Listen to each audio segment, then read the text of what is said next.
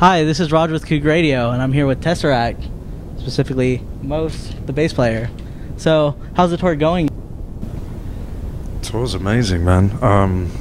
So we're like, I don't know, 6 or 7 shows in, but we did 2 shows just on our own, and now we're doing some shows with Cloud Kicker and Intronaut, and I think like 5 out of 6 of them so far have been sold out, and the rest are looking pretty close to selling out as well, so it's pretty amazing. It's awesome to return to the US and to have such cool crowds welcome us. It's really nice. Yeah. You guys were here like not even 6 months ago. You guys came back fast. Yeah, it's because the last time we were here, we were only doing like 12 or 13 dates, because we did headline dates, sorry.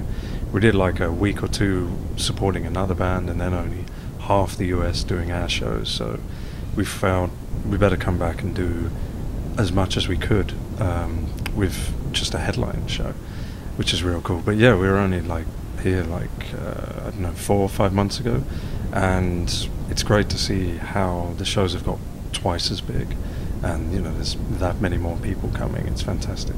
Yeah. This lineup is especially interesting. You have Intronaut and then Cloud Kicker with his first tour. What made you guys decide like the lineup? We knew Intronaut from touring with them before, and we were like, awesome, and we'd known Ben Sharp of his music for years and years, so we just thought, this is going to be amazing if we're able to do this lineup, because everybody's going to be psyched about it. Yeah.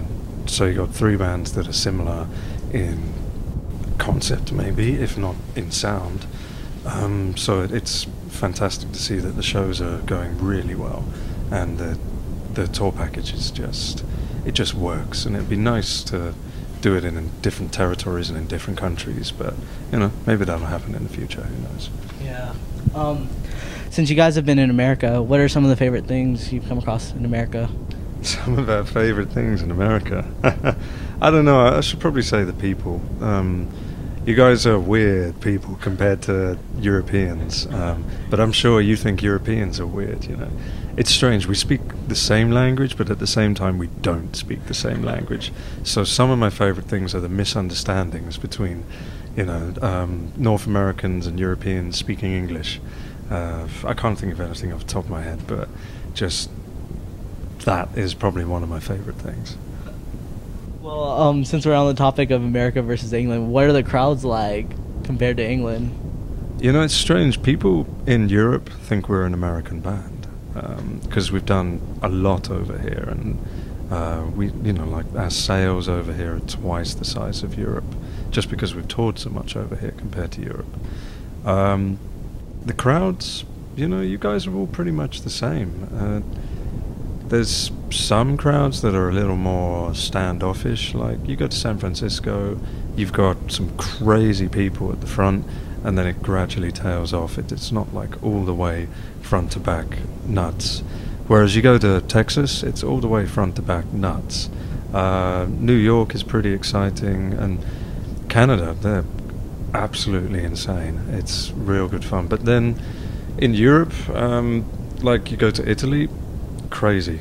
You go to Spain, crazy. You go to Germany, they're slightly more relaxed, and or maybe slightly too cool, if you know what I mean. They're like, they hold back, and especially actually it's quite funny, yeah, Germany, Belgium, Holland, they really enjoy it, but they wait until you finish playing to show that they enjoy it. You know, it has to be a very, very busy gig for them to go nuts. What were some of like the crazy tour stories you've come across so far? Oh, crazy tour stories. Oh, I really don't know. I don't really like to share them because they're kind of embarrassing for people that I know. So,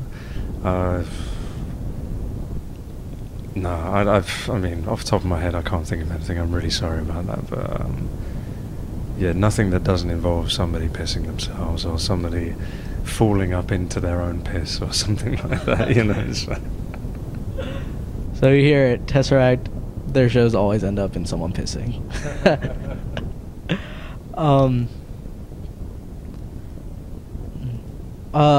Let's talk about your album for a little bit. It's been just under a year since it's been released? Yeah, I think so. Yeah, it was May last year, perhaps. So, yeah, we got like couple of months until it was a year ago. Yeah. And you guys made a big difference from one, like a big transition. Perhaps, yeah. I mean, to us it's kind of the same thing, but I guess it's a bit more melodic than one. Isn't as pigeonholed into the gent thing. Not really that consciously, to be honest. It's just moving in a direction that isn't maybe what people expected, but it's always something that we've always had our course set for that from the beginning. With one, we kind of felt we had to do certain things because it was expected of us, and we didn't feel we'd maybe fit in and if we didn't do those things. But now we made a name for ourselves, it's kind of, we've got a bit of freedom to do what we want, and or to be who we want, and that just so happens not to really have, well, at this particular time, not to be that focused on harsh vocals and heavy progressive riffs, whereas, you know, we're just looking at more euphoric, upbeat, melodic, and certainly quite vocal driven tracks at the moment. But you never know, maybe the next album will start with a complete Meshuggah ripoff. Who knows? You know, it might just be a crazy gent exploration. Who knows, man? Well, since you mentioned the term gent, what's your opinion on like the whole gent term and the scene which is kind of like developed out of it? I think it's a fantastic springboard for bands. It's like new metal. It's a dumb name, but new metal really worked for bands like Korn and Limp Bizkit and Linkin Park. It was like that's how they started, and then they kind of, some of them evolved, some of them didn't evolve, but they needed that buzz, they needed that scene to work from. Us, Periphery, Animals as Leaders, Cloud Kicker, we all needed that tag, gent, for people to go, oh, well, let's get into this thing. There's a lot of bands out there that don't like the term, and I'm like, what's the problem with it? I mean, so long as people are listening to our music, I really don't mind what they call us. You can call us progressive metal, you could call us gent, you could call us Meshuggah ripoffs if you want. It's fine, you know, so long as you're listening to it and enjoying it. It really doesn't matter to me. Now, back to the album. How is it like working with Ash compared to Dan or Elliot? With every vocalist we've worked with, they've always joined the band when there's pretty much most of the album already written. So it wasn't that different, to be honest. However, Ash was a lot more natural to work with. We didn't need to suggest things or point him in a certain direction or ask for things to be changed in any way. It was pretty much what Ash put down as a first take is what you hear on the final album, which is quite surprising. It just goes to show that he's in the same mindset as we are, which is really nice. So there's kind of freedom there. You can concentrate on different elements of the production rather than just working on trying to make the melody work or the harmonies work. And Ash especially has got a very good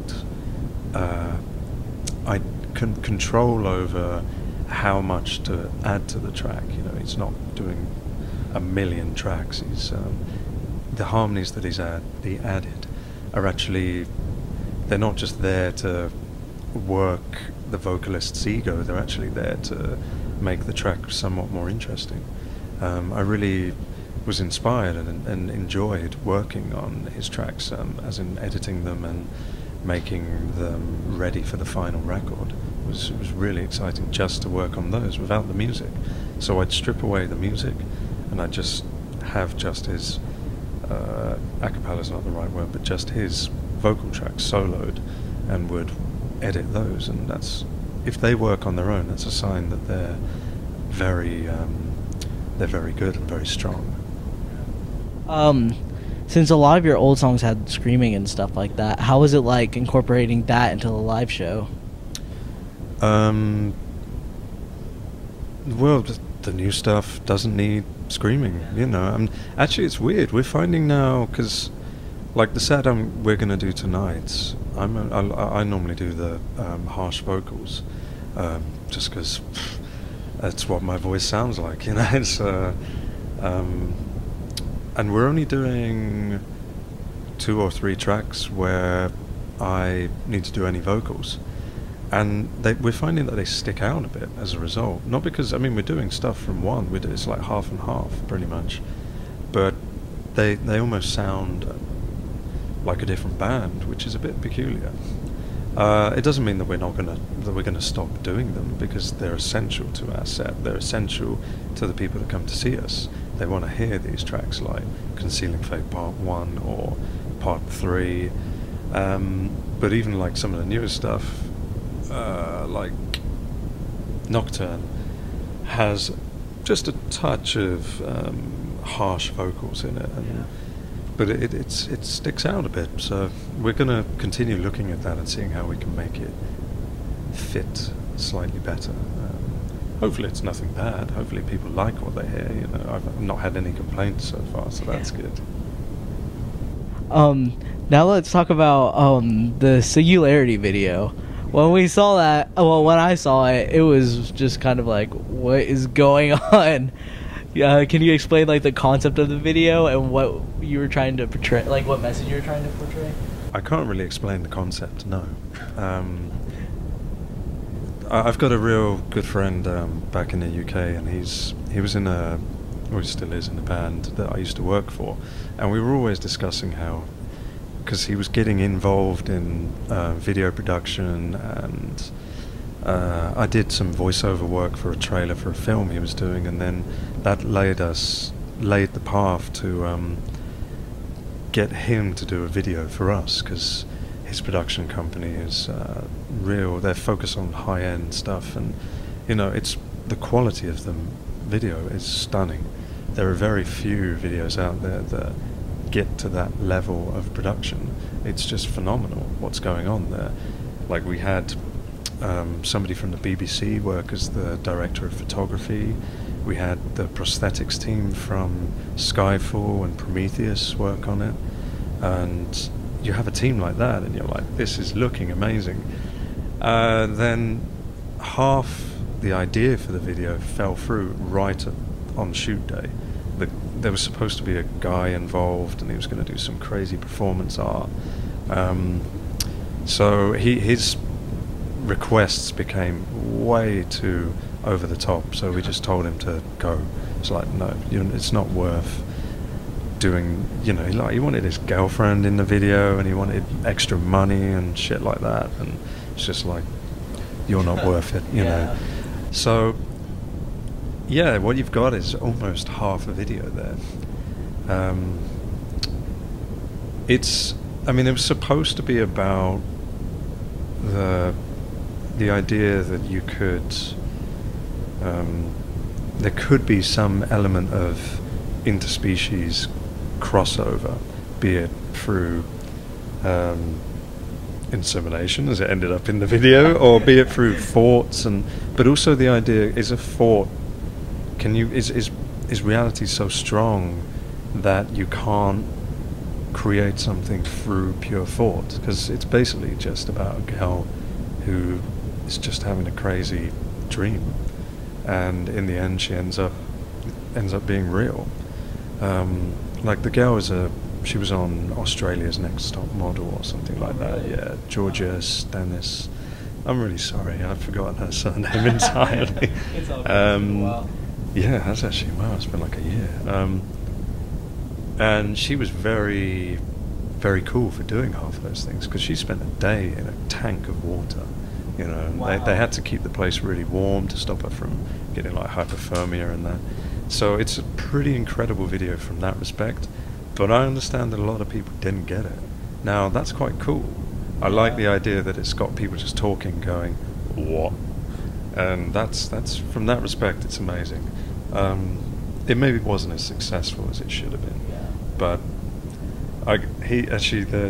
the producer sent me an email like 2 or 3 weeks, no, actually not, maybe like 2 or 3 days ago, sorry, saying, he sent me a photo of a painting by another friend of ours, and it was the creature that had been born, and he was like, let's do a sequel.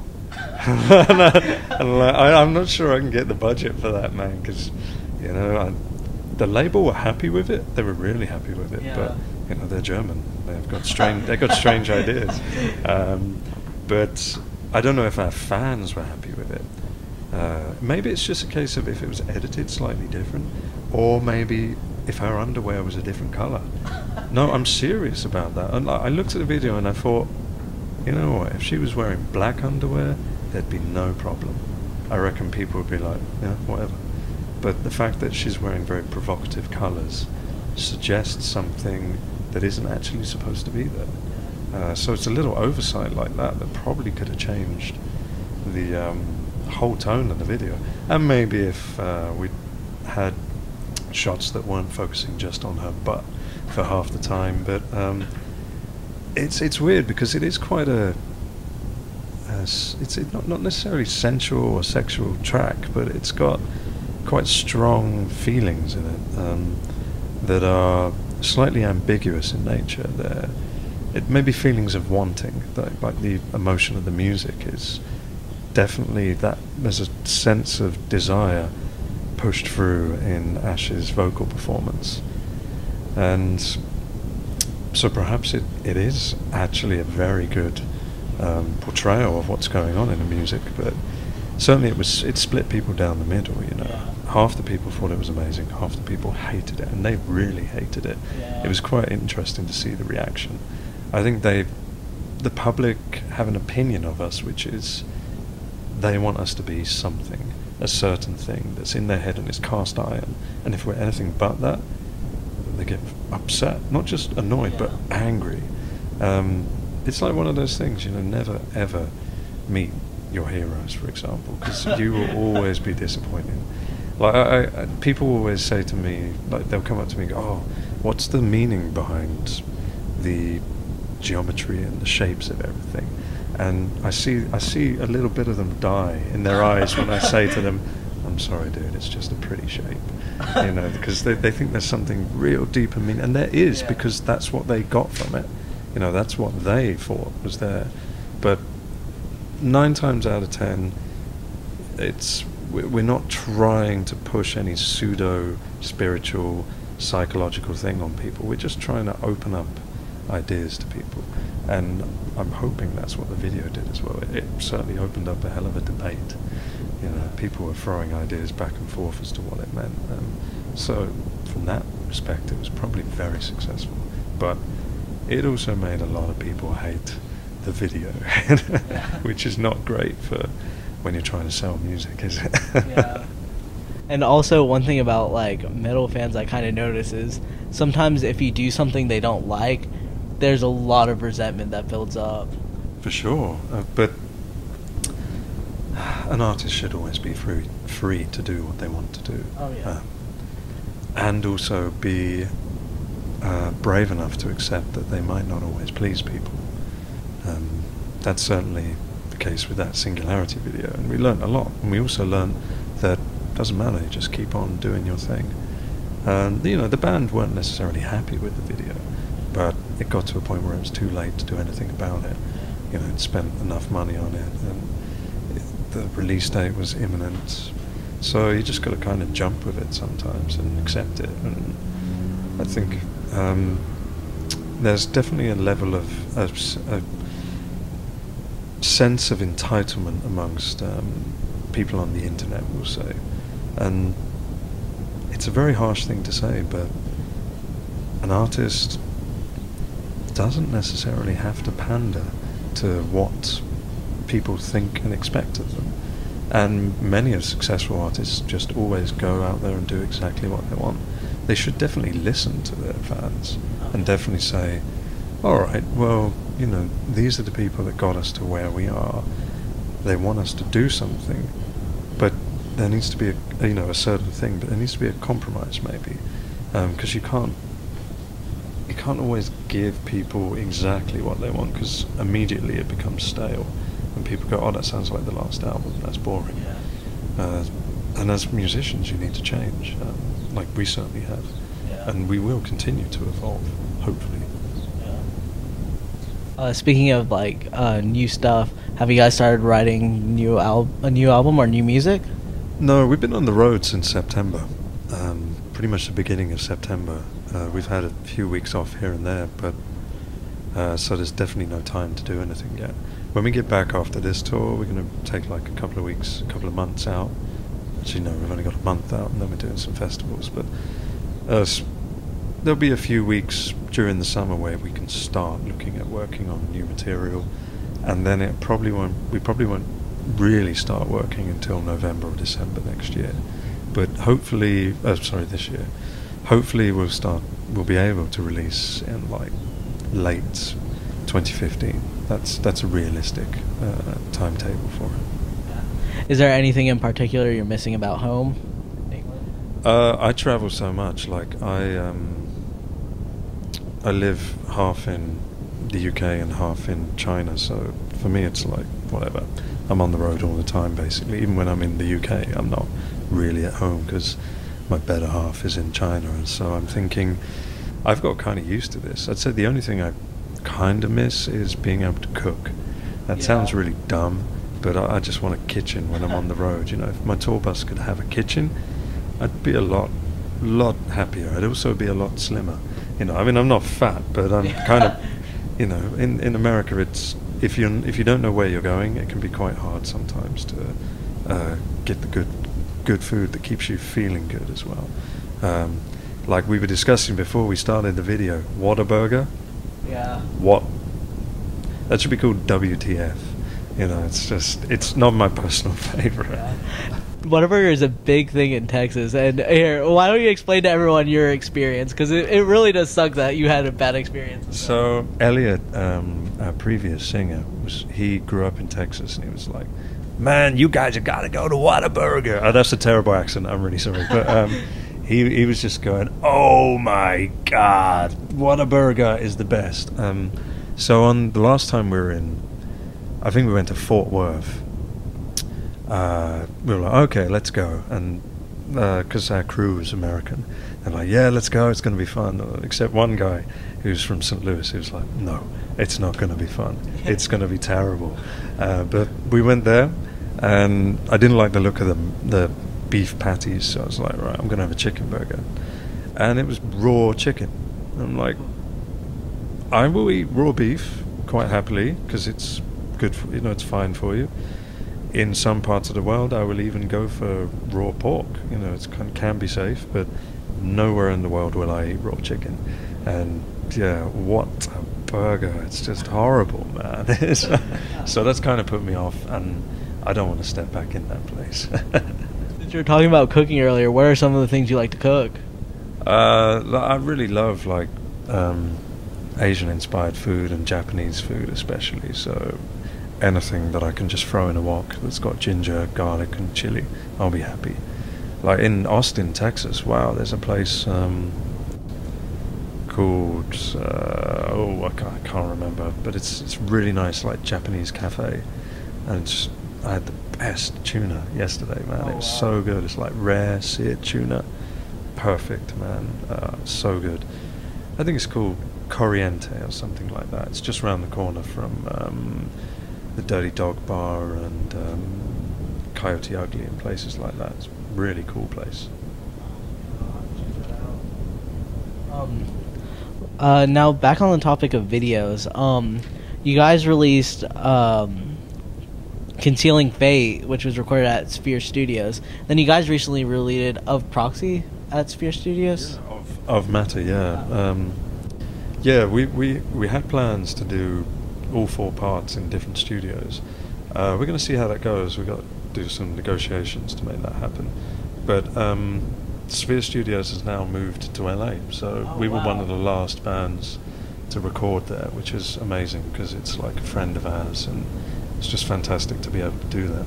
So hopefully we'll be one of the first bands to record in the new studio in LA in Burbank. That'll be amazing. I'm not sure when that's going to happen. At the moment, we're like, let's just finish touring and then we'll work it out. Maybe the next time we're in the US we can do that. But we can also try and do the different parts in different studios in Europe as well. We just need to really make it happen with the label, because they're the ones that need to coordinate everything to make that work. And earlier we were talking about how you started playing bass. You started off on drums. Well, how did you get started off, and what were some of your influences?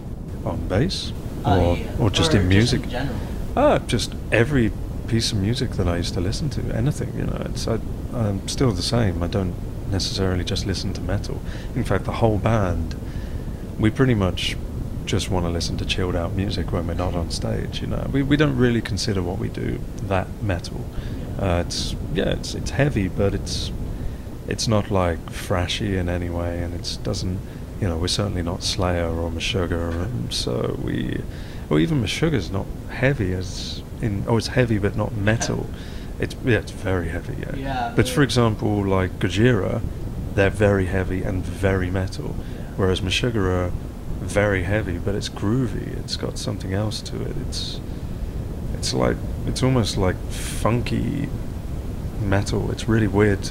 It's its own little pocket, and we hope to kind of emulate that somewhat.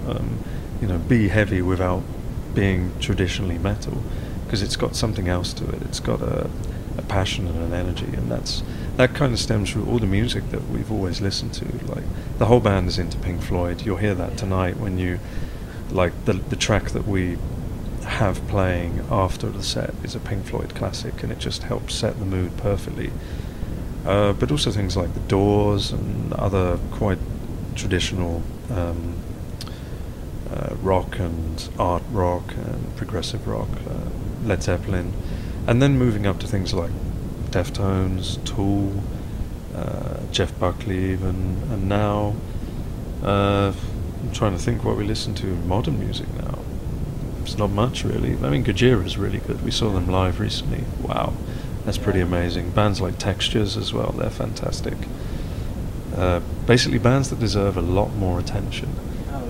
We're kind of into that. It's kind of left field, not really in the mainstream. But saying that, all of us love things like Michael Jackson, so it's anything that's produced well, sounds great, and kind of makes you want to feel something, but also makes you want to move as well.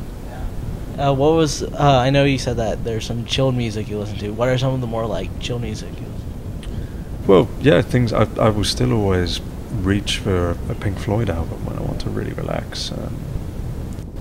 Anything from them, actually, even up until the 80s, so stuff that they started in the 60s and all the way up until the late 80s. It's great stuff. And definitely Jeff Buckley's amazing to chill out to.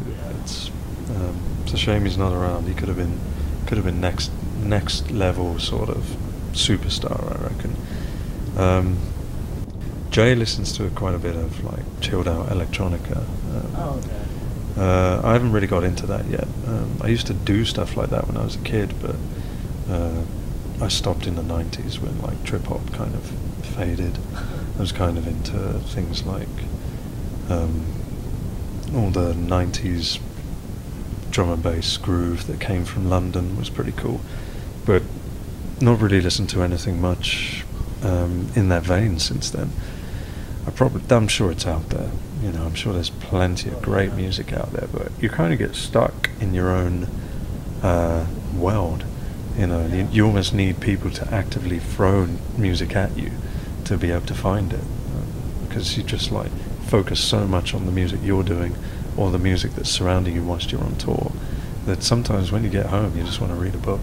You don't want to stick the TV on and hear anything or see anything or stick headphones on. You just want to chill. Yeah. What were some of the first concerts you went to?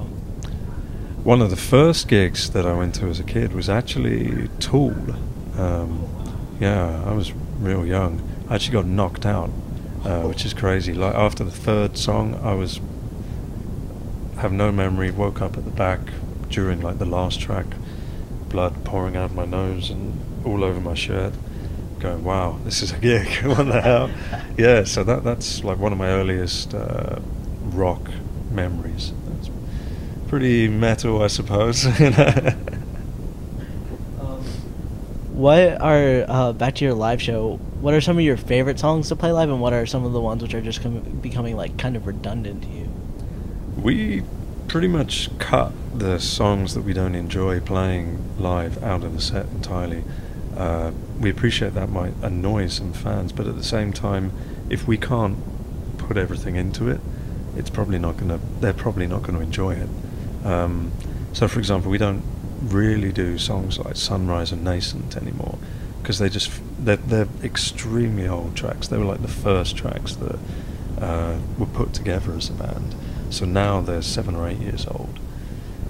We surprisingly, stuff like Concealing Fate hasn't aged. It's incredible. I was really surprised that it's still as current to us. We really like playing the new stuff. Like, we're going to start with one of the new songs tonight, and just because it keeps us on our toes and it's exciting to play new material, but it's also really cool to see the fans singing that stuff. It's weird, we started playing Eden on this tour. Oh, really? And I'm sorry to say it, but 3 gigs ago we cut it, because it's like people don't know it. It's really weird. Because people are always going, oh, I've got to hear this tune. And, you know, we're doing it really well, and it sounds great. It's like we call it Eden 3.0, so it's like the single version, but we added the solo section at the end from the album version, mixed it up a bit, and it's just weird. People didn't seem to vibe from it. Like, the first couple of gigs were great, but then it just didn't work, so we decided to cut that. We may put it back in eventually, but right now we just want to keep the set at a really high pace. Yeah. Keep the energy going, keep people at the end going, that was an experience that I never thought I'd have again. You know?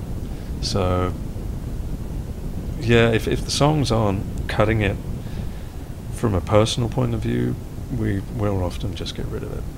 Yeah. What's your guys' dream tour lineup? Pink Floyd headlining, Tool as main support. Then it's big-headed of me to say, but I'd like to be on that opening slot before Tool. That'd be great, you know. That'd be fantastic.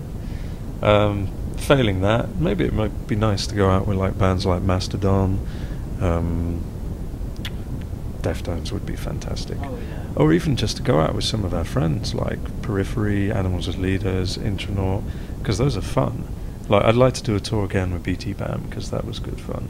They're real cool guys, and they're also great musicians, and they take it to the next level every night.